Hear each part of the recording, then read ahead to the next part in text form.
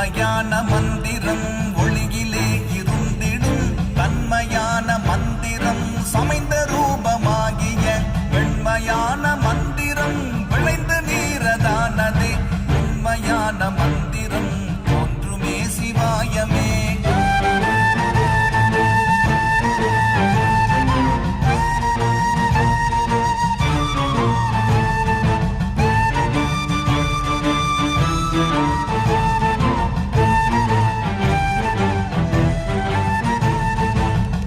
நமச்சிவாயமே உணர்ந்து மெய் உணர்ந்த பின் ஓம் நமச்சிவாயமே உணர்ந்து மெய் தெளிந்த பின் ஓம் நமச்சிவாயமே உணர்ந்து மெய் உணர்ந்த பின் ஓம் நமச்சிவாய